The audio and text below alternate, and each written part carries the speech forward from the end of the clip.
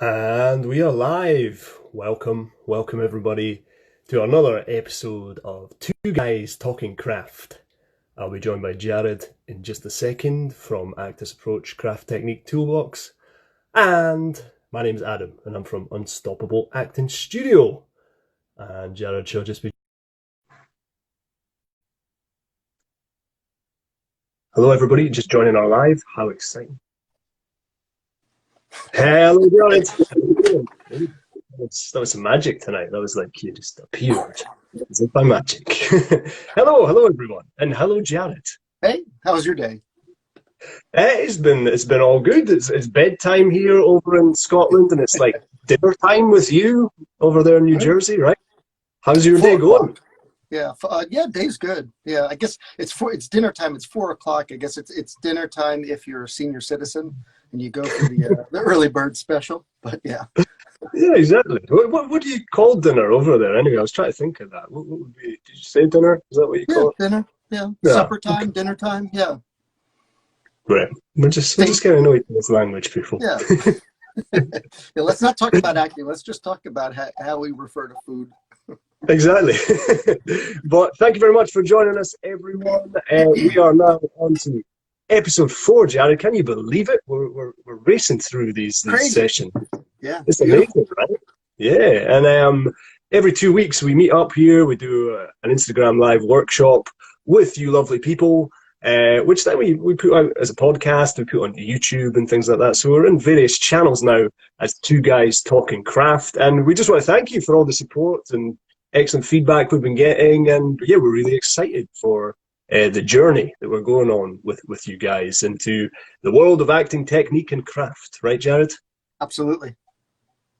Great. Yeah, and what a better time to do it than now when we've got all this isolation and quarantine time. I think I've read a couple of times, Adam, that you've posted things like, especially now, always work on your craft, and we've got so much extra time. Why not just dig in, Actually, last night, something totally out of the blue. I've always wanted to learn sign language.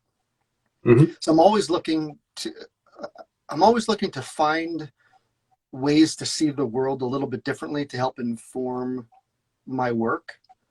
And I've always had an interest in learning sign language. So last night I stumbled upon on YouTube like this beautiful series, maybe 20 or so episodes. And so I jumped into it and just started and, figured, let's just take some time to continue to build and grow and not just stay in one place.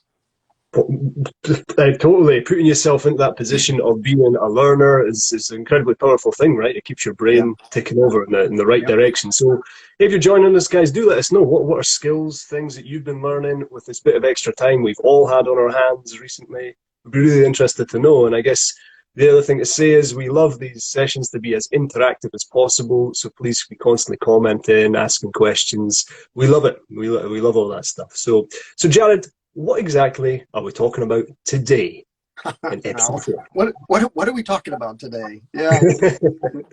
Well, in honor of playing the reality of the moment, living truthfully moment to moment, I am yet again wearing my blue shirt in wonderful honor of my time studying the Meisner technique, where we do a lot of repetition about blue shirt, blue shirt, blue shirt. So anytime that I know I'm going to be focused on living in the moment, staying present, I always associate blue shirt with it. So in reverence and honor to our master teacher, Sanford Meisner, here's a blue shirt. Adam, this is all about how to really stay faithful and truthful and honest in the moment and not go off to some concept acting that has nothing to do with what the audience is experiencing in terms of the reality of what they're seeing. And I guess kind of within this as well, Jared, right? We're starting to dive into some distinctions, and you've got to be careful with this, but some distinctions as to what might be interpreted as bad acting, sort of quote unquote bad acting, and sort of more realistic, truthful acting, right? That's kind of the realm that we're looking at today as well. Would you say so? Yeah, I agree. Yeah, I mean, it is this thing, and we'll be talking a lot more about it today as we share these exercises. But a lot of performers and actors, they can take for granted the audience's radar to be able to read into a performance and to be able to look under the surface. And Yeah. like they haven't shown up to see, you know, just a reading of that script, because they can do that at home. You know, if people are just given a literal reading of what the script is in front of them, they can take that script home, read it for themselves and stuff. But they really want to dive in and make up their own mind as to what is going on. And quite often actors maybe feel this pressure to share examples of what is going on rather than just live the moment and allow the audience to make up their own minds. Yeah, really well said. Yeah, that the use of the radar, they know when they're being lied to, right? They know when the actor moves from listening and responding truthfully in the moment to sharing some sort of concept of what they maybe had rehearsed, or maybe what they think the moment is supposed to be about.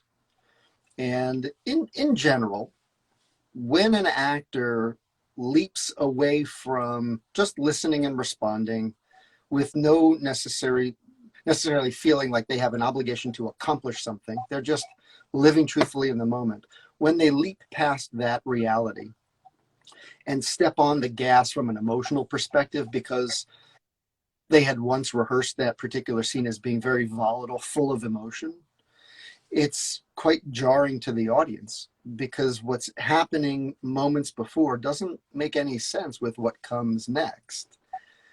And so the audience says, wow, you know, that actor is overreacting. They're overacting because it's not in line with what they're experiencing. And so, well, it's a very selfish thing for the actor to do, making their concept, their idea of what the moment is, what they believe the emotion of that moment is, more important than what the audience is actually experiencing. It's quite selfish if you think about it. Self-serving. Hey, look at me. I can tell you what this moment is supposed to be about. I can get really deeply angry or really deeply sad, and I can cry, or I could get volatile, because that's what it's supposed to be, you know, quote unquote. But when that happens, the audience goes from being what I describe as being active emotional participants in the character's journey to being disconnected observers of some actor representing and presenting an idea of what the scene is about. And it's just disappointing from an audience perspective, I think. What do you think about that? Yeah, I totally in agreement there. I think, yeah, you've hit the nail on the head there. And also within that, hey Brogan, we got away from Brogan. Hi Brogan. Also within that, it is the ego getting in the way.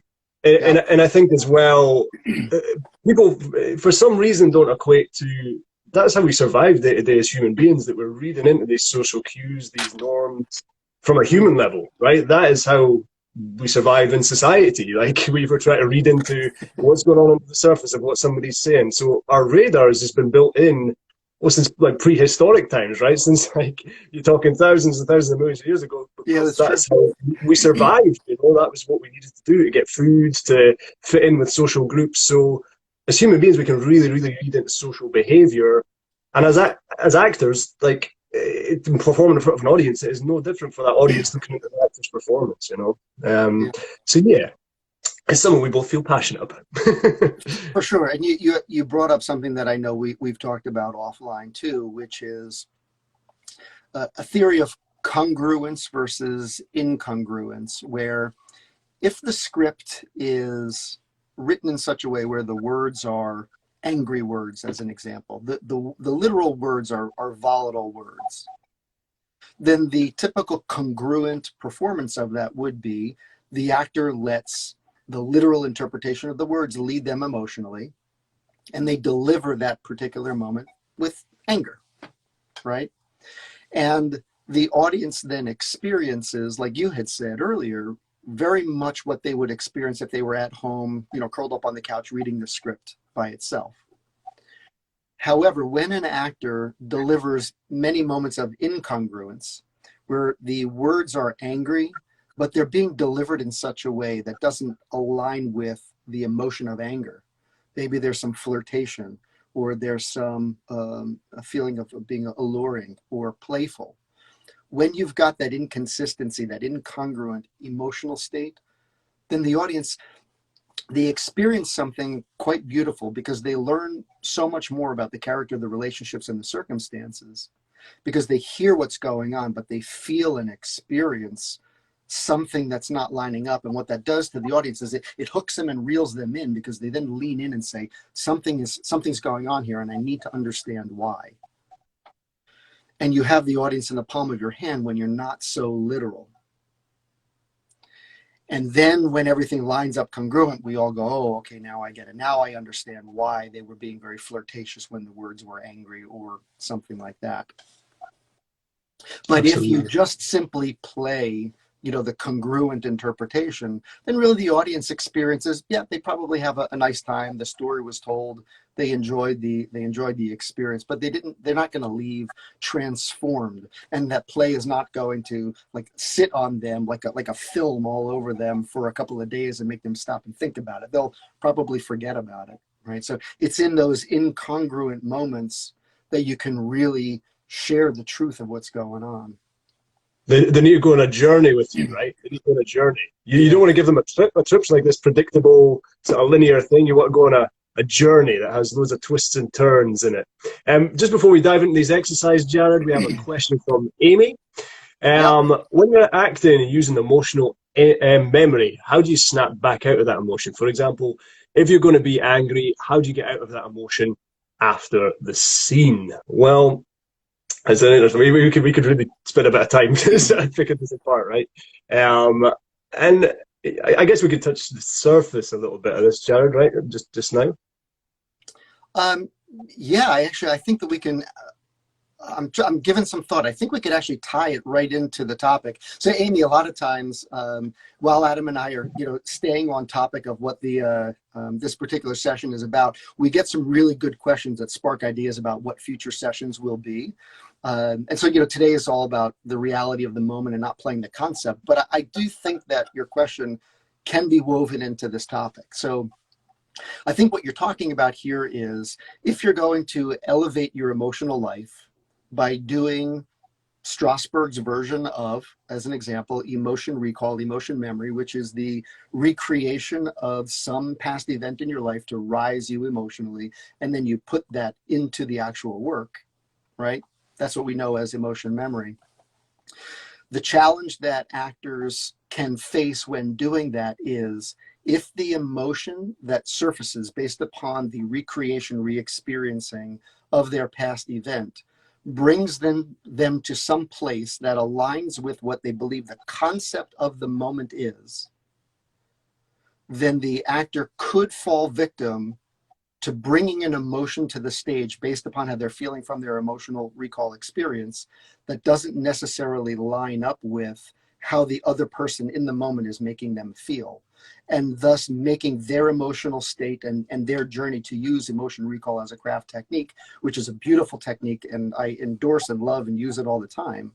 But it, like many other techniques, could make you fall victim to the concept of what the emotion should be versus the reality of it. So should you choose to use emotion recall to rise yourself emotionally, to be at the place that you believe is appropriate for the given circumstances, please just make sure that any, like volume 10, volume 1, level of emotion, just make sure that you're using the right emotional level appropriate for what's actually happening on the stage.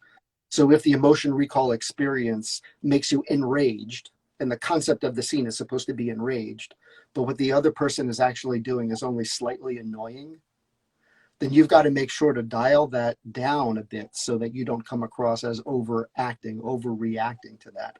Because the reality of the moment, like we said before, the reality of the moment is my emotional response should be based upon what's happening between the two people on the stage. And I'm only using my emotion recall experience to help me fulfill that truth, not in spite of that truth or at the truth's expense. What do you think? Does that get close to answering the question? Yeah. There's not much I can add to that, Jared. That is very comprehensive answer for Amy there. And I guess that's the old Spider-Man saying, isn't it? With great power comes great responsibility. And you just have to be responsible for how it's implemented. The last part of her question is, how do I get out of it, right? And so let's say I've used this emotion and I've brought myself way up here, but the scene really needs to be down here from an emotional perspective. How do I decrease that level? Well, I mean, this answer is so simple. You put 100% of your focus and attention on the other person. You get yourself out of the way and you open up your heart and you become vulnerable to the reality of the moment. And that will create that right level of emotionality for the scene. That's how you back yourself out of it. You get yourself out of the way. You put 100% of your focus on the other person and allow yourself to be affected by them and then respond truthfully in the moment. Absolutely. Amy, give me a thumbs up or a thumbs down or any other follow-up questions that may come out of that. I hope I answered that and Adam answered that. Okay. Amy says, well, it was you, man. Amy says that's great information. Thank you very much. And just, as Jared was saying, drop us a message anytime in the chat or afterwards. So, Jared, let's start sharing some of these how-tos then. We've talked about the concept. We've talked about roughly what we're going to be looking into today. Let's show these people how we can start to do these things with some exercises. And we want you guys to be joining in as much as you can with these things as well. We'll be sharing, bits and bobs each, right? And there'll be some opportunities to sort of engage with the exercises as we do these throughout. Adam, what does that mean, bits and bobs? What is that? Bits and bobs. Yeah, it's very much a colloquialism from Scotland, I think. And it just means... some parts, some odds and sods would be another way to say it, Feel free to bring it stateside. I think it could be big. Bits and bobs. Yeah, this is part of what I love is just learning, learning and connecting. Bits and bobs. Absolutely. So shall we dive into one of these monologues, Jared? Is that where we want to start? Yeah, why don't we do that? So I had sent Adam two monologues that are standalone pieces, and they're two different pieces. And maybe we'll have time to do one, maybe two. It doesn't really matter. But I just wanted you to pick one of those two that initially spoke to you. You had a first impression about it, and my thought here is similar to how I talked before about the congruence and letting the literal interpretation of the words lead, and that having taking over at the expense of the reality of the moment, right? And so even though some of these words may be volatile and angry or quite intellectual and funny, right, the given circumstances is what should lead you in terms of how you deliver that. So this is a standalone. Right now, we have no idea what this is or what it's from. So really all we're going to do is it's a first impression based upon how the words affect you.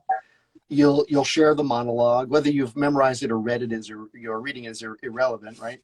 And then you'll do it and then we'll just talk about it. And then I'll throw some curveballs at you to see how that affects you in terms of getting you as close as possible to the reality of the moment as opposed to the concept of the moment.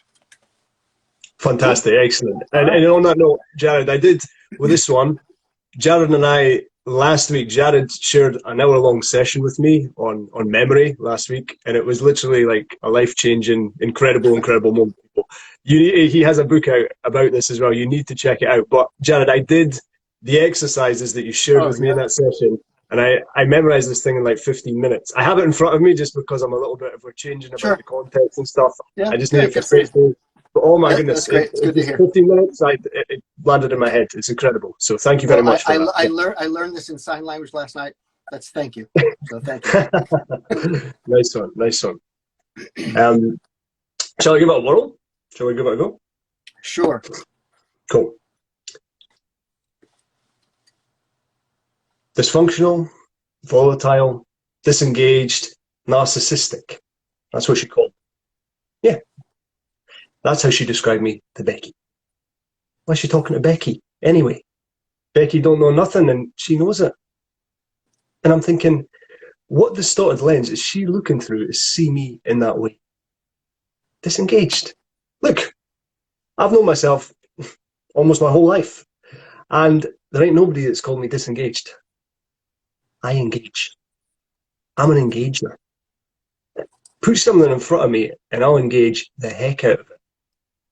Disengaged. Makes no sense at all. And volatile. That's ridiculous.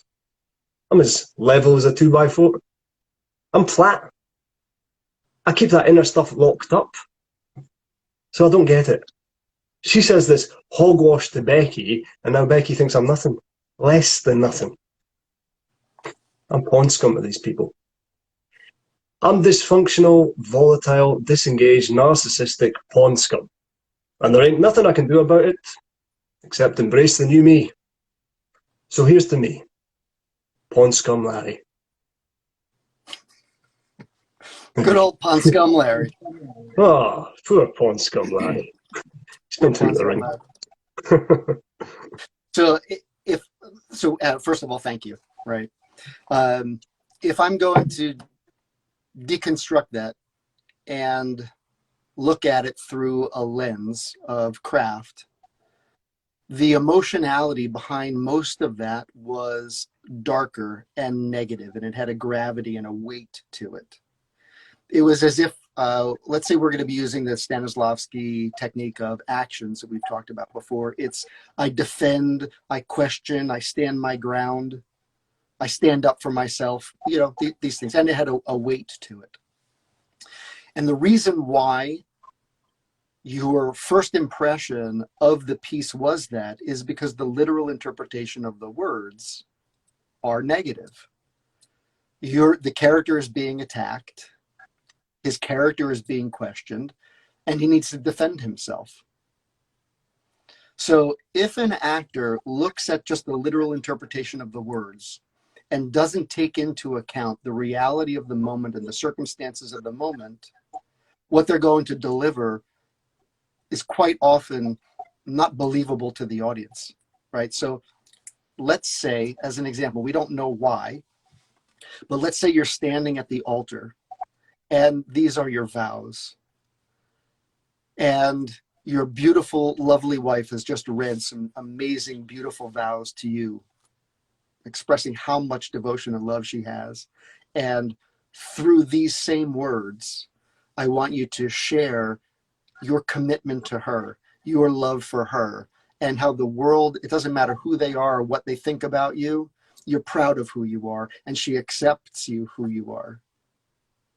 How does that change what you just did, right? So take all of that and put it into the piece and do it again from that perspective, and I'll be your beautiful wife.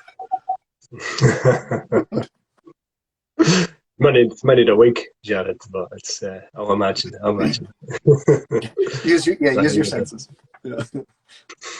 Here we go. Dysfunctional, volatile, narcissistic, disengaged.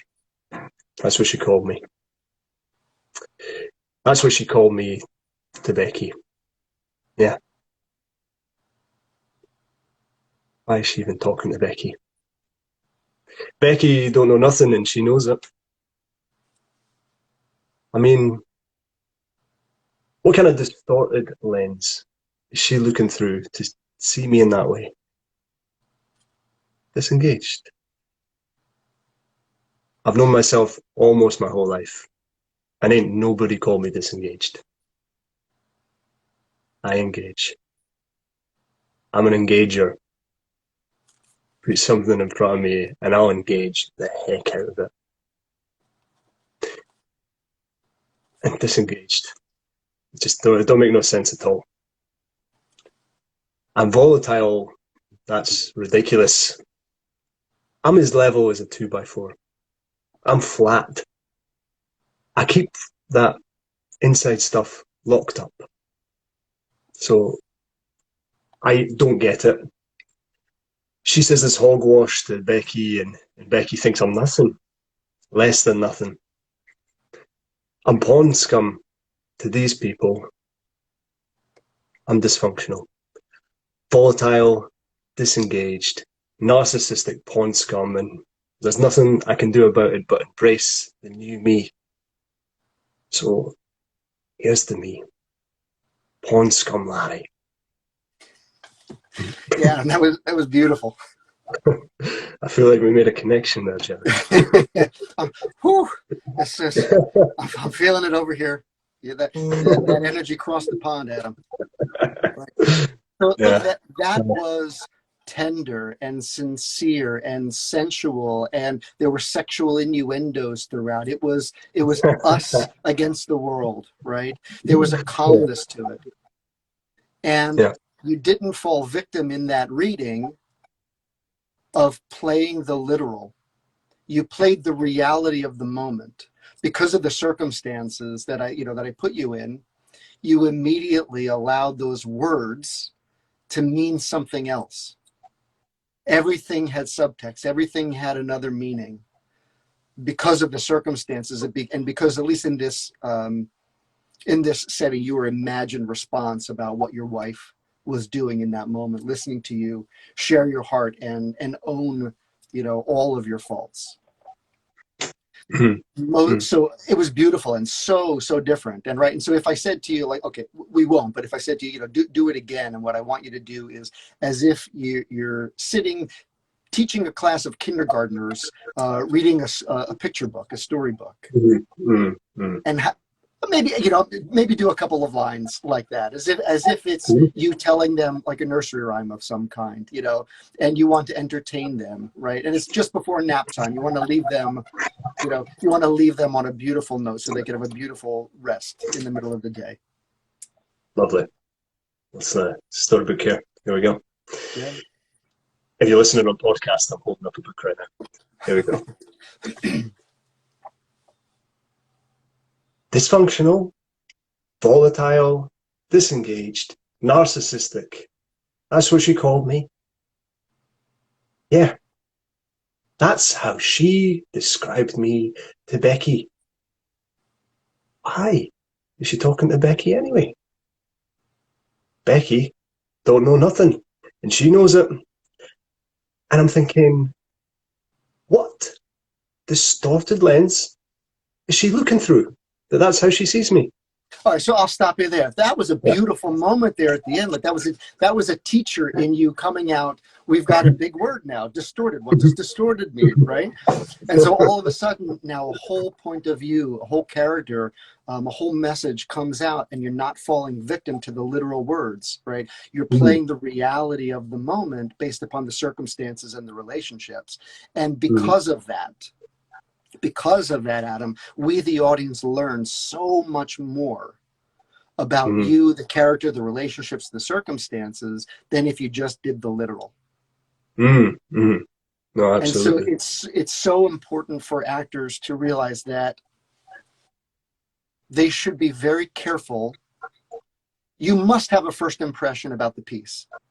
It must trigger you in such a way, and it must spark something in you, but never at the expense of the reality of the moment.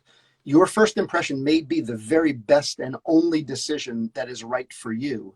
However, if in the reality of the moment, what's being done to impel your response doesn't justify your first impression of the piece, then you just need to be careful that you don't make your first impression and your concept of what the piece is supposed to be about more important than the reality, because the audience, like we said before, has no expectation. They don't know what it's supposed to be. They just see the other person lovingly standing in front of you or wide-eyed in front of you. And you have to be truthful in that moment to respond with the reality of how they're making you feel, and not go off into, well, this is supposed to be an angry monologue, so even though they're not being mean to me, I'm going to do it angry because that's what it's supposed to be. No, definitely. Yeah. And I'll maybe share a bit of a window as to how that felt as well, Yeah, because it's quite interesting. Yeah, just the feeling of it. But yeah, 100% concur with all of that. Before we do, with Noreen has just joined us. Jared, hey, Noreen, good to see you.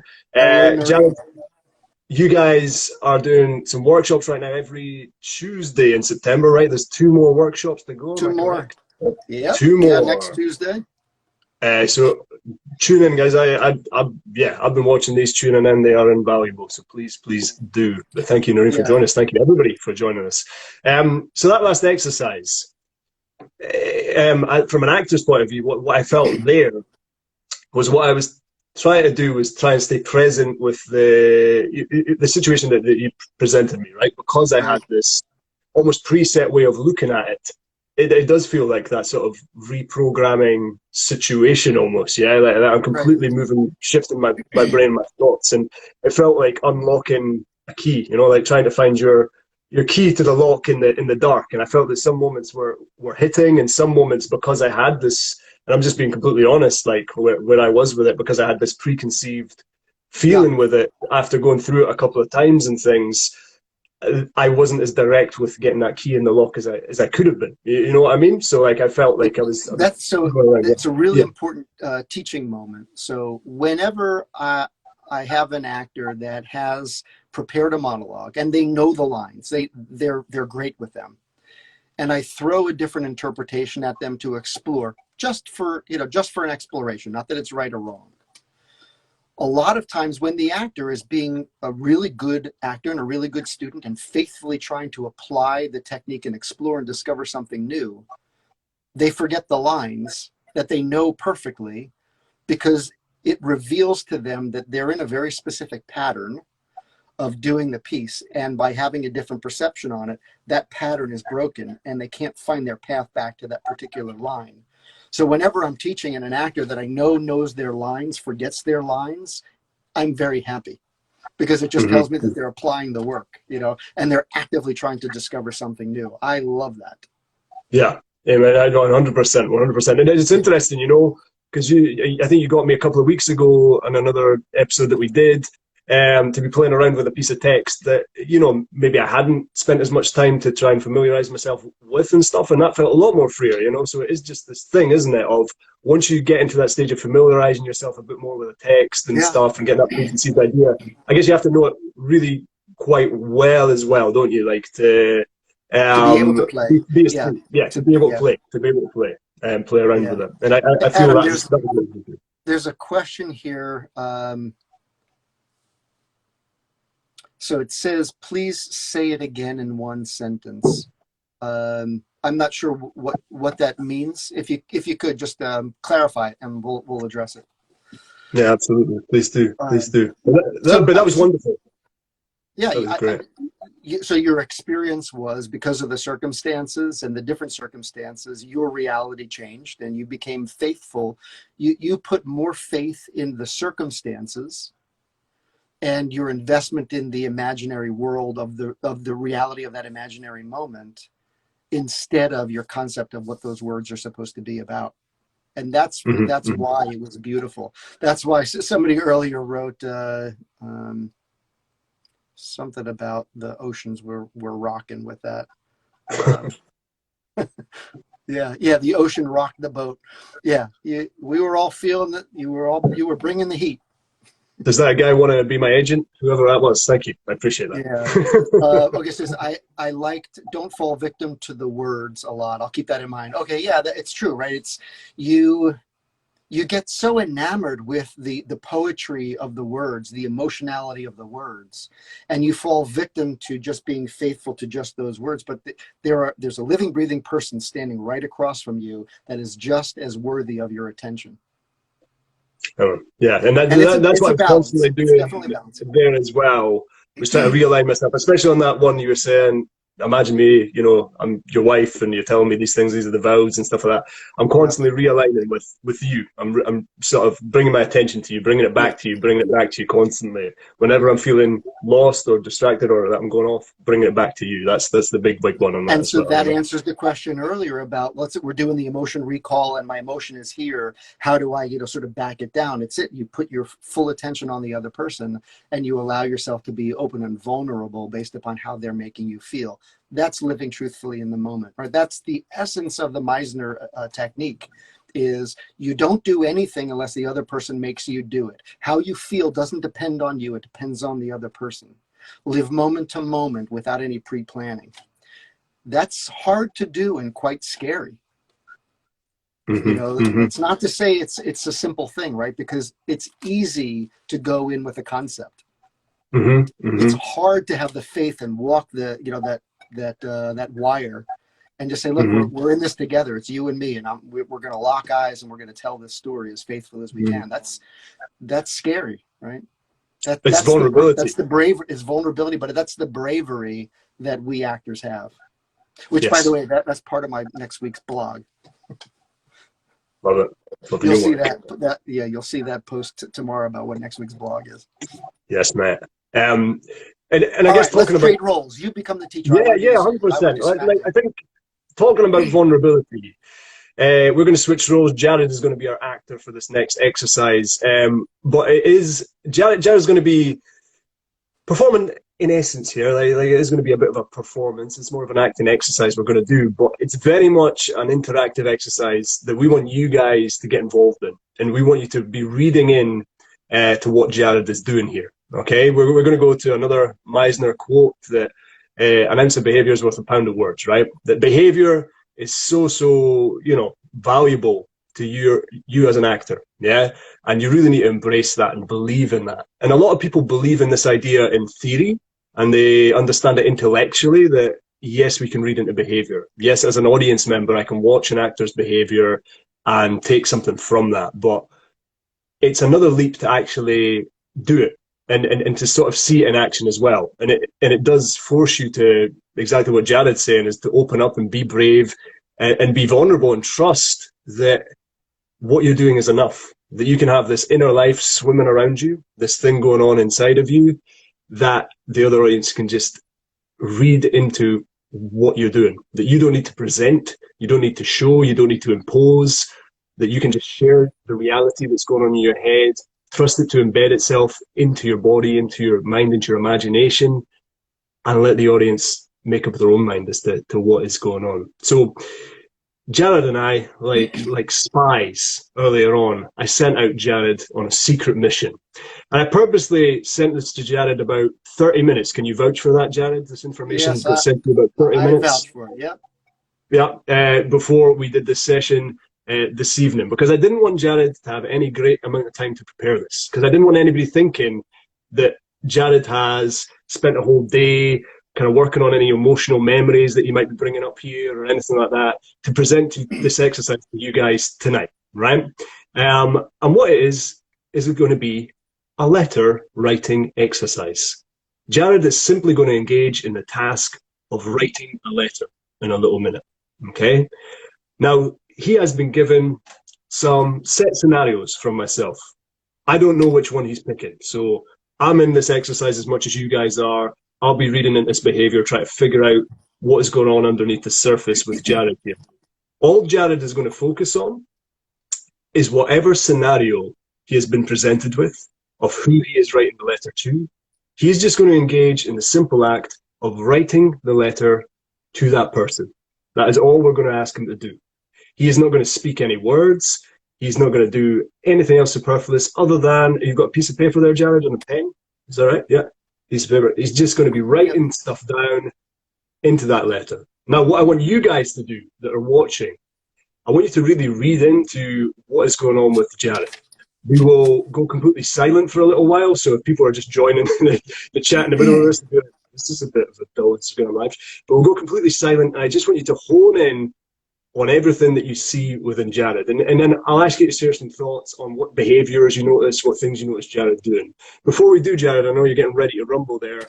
And we have, I think it's Bison. I hope we're saying your name right, Bison, or Machu. I think it might be Machu. So basically, to escape the literal, you can imagine imaginary circumstances which go a bit against the text. Do we have to do that systematically to avoid the literal in dialogues too? So is there, I think what Matthew's saying here is, should we be looking at this all of the time? Like, Yeah. yeah.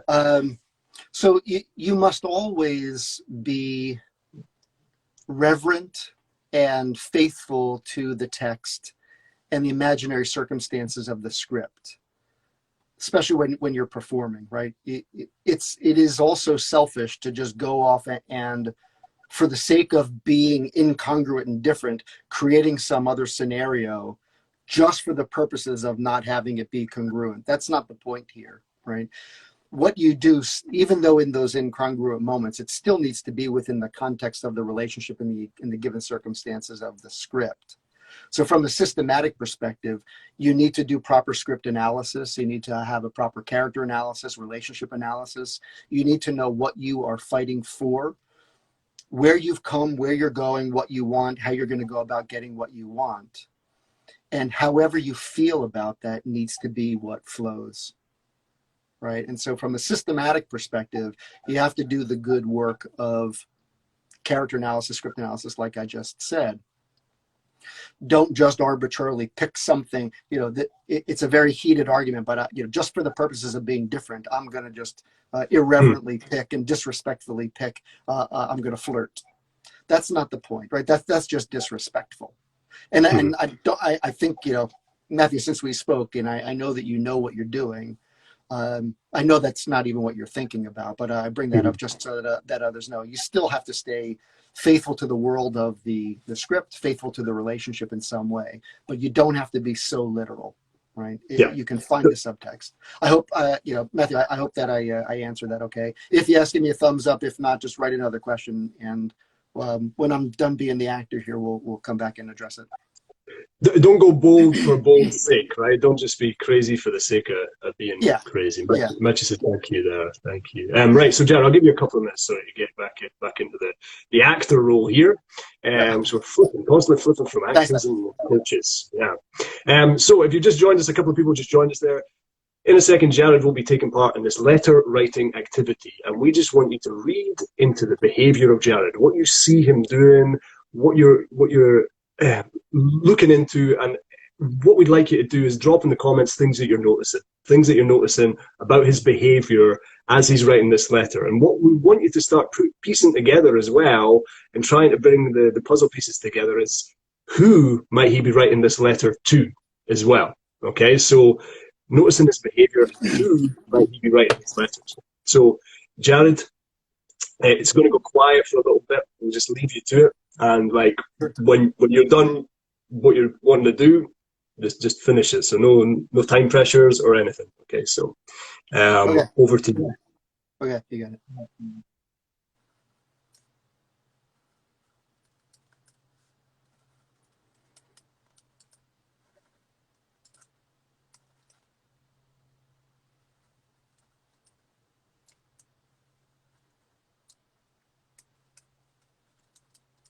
So as you watch Jared, feel free to drop in the comments anything that you're noticing in his behavior right now.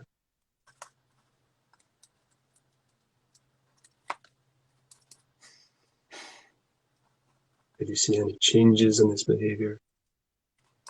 Have you noticed any subtle shifts in what he's doing? Let us know.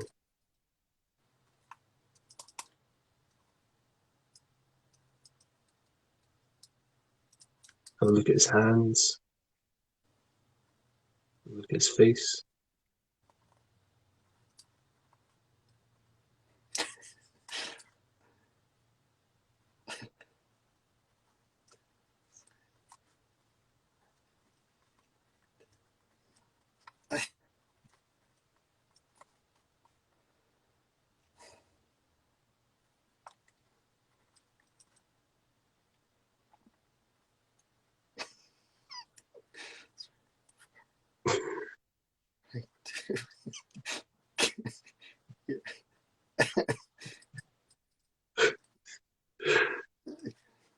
So thank you very much for sharing these thoughts.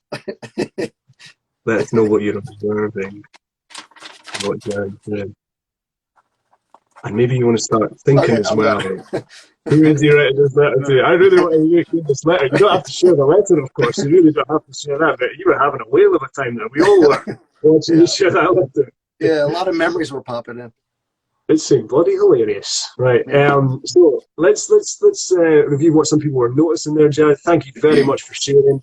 You certainly weren't giving us a concept of a moment. You were just living that moment. You were just writing that letter and just getting lost in it. It was really compelling, really engaging to watch there. So we have Indra. Welcome, Indra. Good to see you again, buddy. he was deep in thought and smiling. Alvin, that's a good question. We'll come back to that in a little bit. Andrew, also noticed you were laughing. That was really interesting. I noticed your hand throughout that, Jared. You were writing fast. You were very enthusiastically writing. It was like your pen couldn't move quick enough. You were loving getting to the next line and the next line and the next line, right? It was definitely, it seemed quite a joyful, exciting thing for you as you were writing there. Would that be true to what was going on inside? Something that was joyful, exciting? Yeah, it was fun. Yeah, it was Yeah. a lot of like retrospectively just ridiculously stupid things that happened that are just, you know, looking back 30 plus years, we were just so stupid. And it was funny. Yeah. Be intrigued says he was initially partially stuck with what words to use, but then he found the correct vernacular to pen. I think that's very, very observant. Be intrigued because when you started, your lips were quite pursed, you were quite still. It was as if you were in deep in thought of how do I kick this off? A bit like we all are, right? When we start putting pen to paper, and then you really found your flow with it, and we just saw the smile sort of appear across your face, and it just turned the whole exercise on its head from there on in. At first, he was writing a letter. Oh, this person, Builder Roost, I think, is starting to predict who you might be writing a letter to, Jared. So at first, he was writing a letter to his neighbour to keep care of his stuff while he is gone. And then he mentioned something personal additionally, and then he thought about that mention thing. I get that thing. I get what your point was there, Builder, in that. Oh, and one more thing. You kind of was having fun with it. It was like you was building on top of these ideas as you were writing. Is that true? It was like, that popped in my head, sort of thing. Yeah. Well, I mean, it's fun. It's funny. No, it wasn't my neighbor. It was an experience with a friend, and I was just remembering the confrontation and just the stupidity between the two of us. Lovely. And I was remembering, then this happened. Oh, and then this happened. And I can't believe that you did that. I can't believe I did that. And yeah. Lovely. Noreen thought it was quite a positive letter. And hey, I guess we'll pick that apart and find that out in a little minute. Be intrigued. You found a rhythm with it. His thoughts were clear and flowing by the end of it.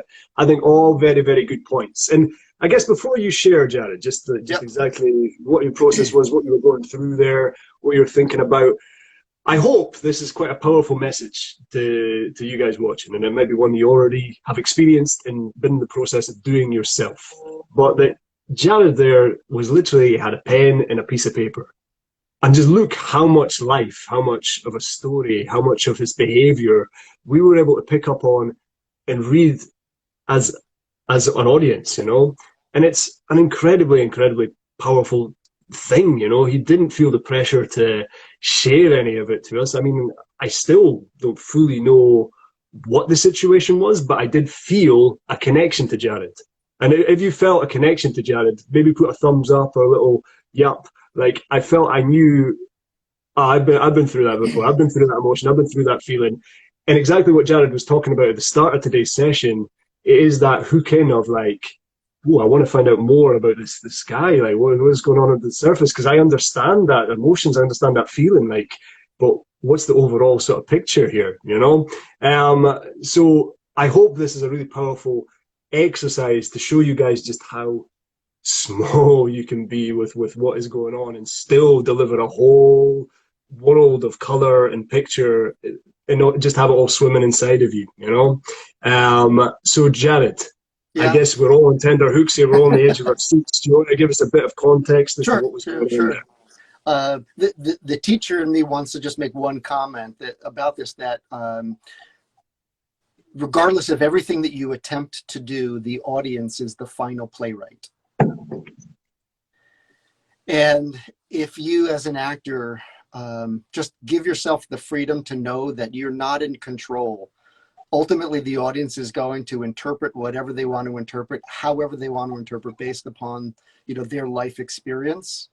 And you're never going to hit a bullseye of what you intend to do for every single person.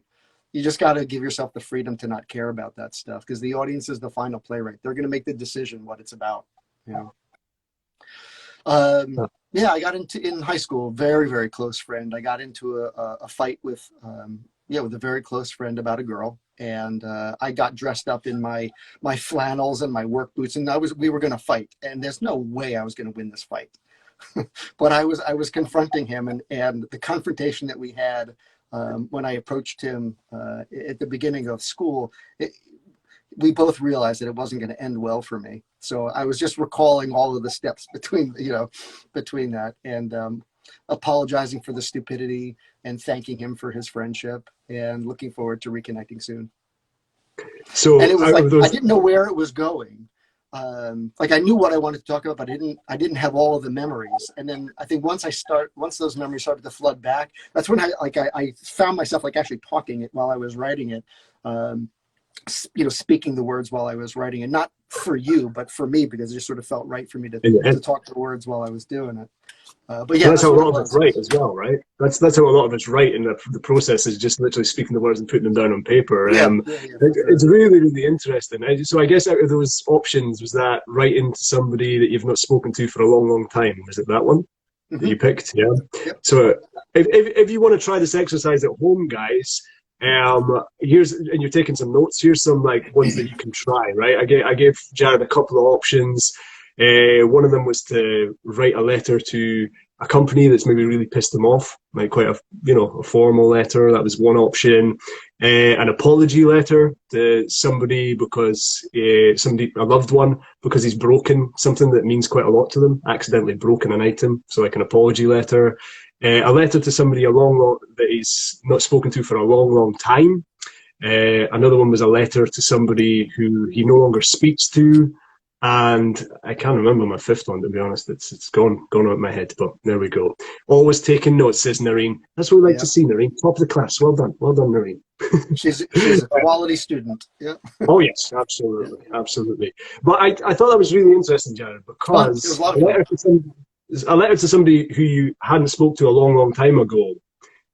We really got the waves of the emotion there in terms of like you started off being like it was like you were aligning with what is my relationship with this person, how can I reconnect with this person in the best way, what is some memories and then you connected with the memories, and we got this wealth of warmth, which I guess kind of going back to your discussion about the literal and sort of like going Yep. down a slightly different route with things, like I guess if you were literally playing that, you might be really nostalgic. You might be just really, deep in thought. If you were giving us a literal interpretation, almost a sort of imposed version of that Yeah. letter, Mhm. you'd maybe lost deep in thought. But there, because he connected with something that was really quite truthful, quite real, we got Yeah. this real warmth and this memory that, as you say, was from years and years and years ago, just started bubbling up inside of you. It became this joyful experience, which it was lovely, lovely to watch. Mm. So yeah, you didn't Fun and necessarily go fun for to the do. Fun to do yeah for fun. sure. It's actually it's making me frustrated. Like I want to be back in class, taking classes, working with actors, just getting up and working. It's making me realize how frustrated I am being locked up. Yeah, man. But give us a little window then, Jared, because you told us like sort of what you were thinking about. But how was that as an exercise for you as an actor? Were there any struggles? Were there any? Did it come quite easy? Like how did you feel from an acting point of view? Well, it was a lot of fun. I'll give you that. The struggles that I had, mm, no, I wasn't struggling. What I was focused on was really thinking about the message that I wanted to write. So in the premise of this, episode 4 about playing the reality of the moment, I was really thinking about the fight, the relationship, the last time that we spoke, and what message I wanted to write to him so that it would trigger a response. And so I was just staying as present as I could. And then once those retrospective, looking back at just how I was not a very strong kid, and I thought I was going to be able to beat up a very strong kid, and just thinking back on that, and that I got dressed up in the costume to beat up, right? Work boots and flannels and all of that. Just it struck me as really funny, and so I allowed the reality of the moment of me looking back at me as like a 14-year-old kid, 15-year-old kid, how stupid I was, and enjoying the stupidity and just allowing that the reality of that to affect me right now in the moment. So yeah, no real struggles, but just really enjoying being present with it and connecting to it and having all the images flow. And So I guess there's no appreciative of it. patterns.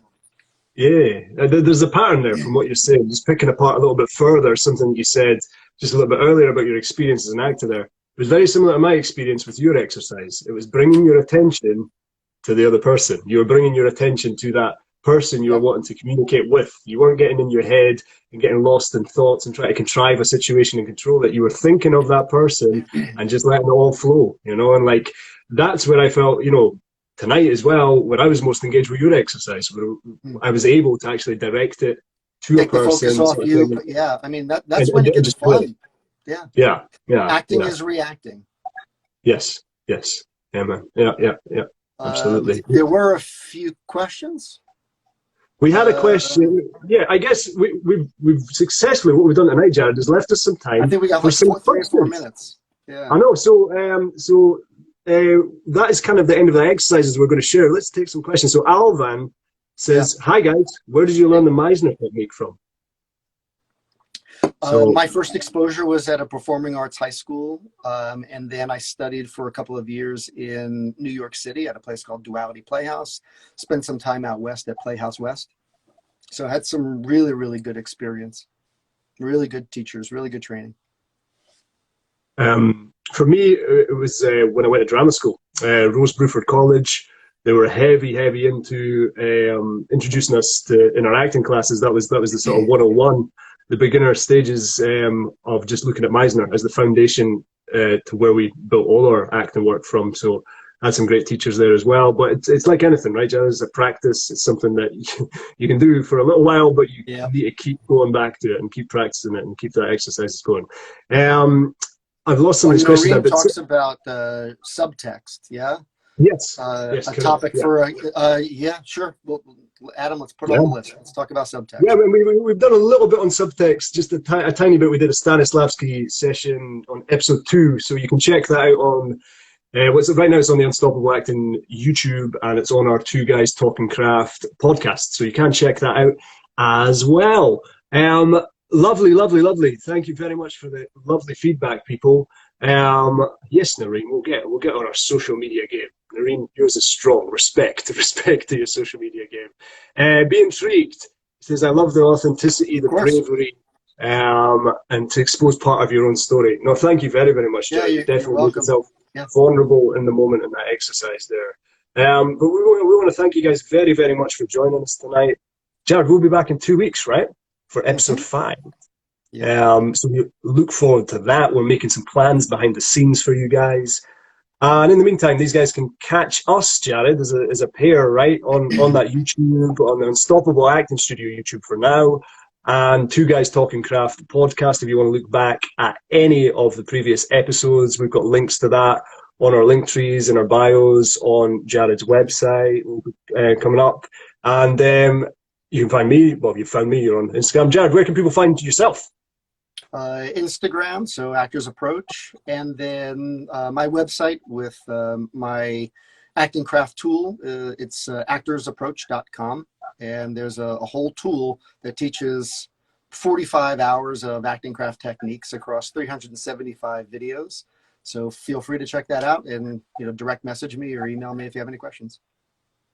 And if you missed that info earlier on, Jared will be on the With Noreen show on Tuesday next week. Right, Jared? What's the times for that? What times are going on? 11 o'clock East Coast on Tuesday, next Tuesday, and then also on the 29th. Noreen, thank you very much for the opportunity to share some acting craft with your followers. So we're talking next week about fulfilling relationship obligations, and we've got some really clever and effective acting craft techniques that are going to help bring to life relationship. And I'm going to put Noreen to work. And you've got to be checking out what Noreen is doing on a regular basis, people. She is doing all sorts of conversations, interviews with actors, artists, so do check that out as well. Thank you very much for joining us, everybody. It means a huge amount to us. We really appreciate all the support and you guys being with us. You're giving a Queen's wave this evening, Jared. That's different. We do about ours. Beyonce. It's Beyonce, isn't it? I don't know. There's a couple of shades between being the Queen and being quite regal and being Beyonce. All right. Yeah. We've got 30 seconds left. It's counting us down. Oh, no. Right. We'll see you later, people. Great Thank to you see very you. much. Thanks, everybody. See you after. Thanks, Jared. Thanks so much, man. See you later. Bye now.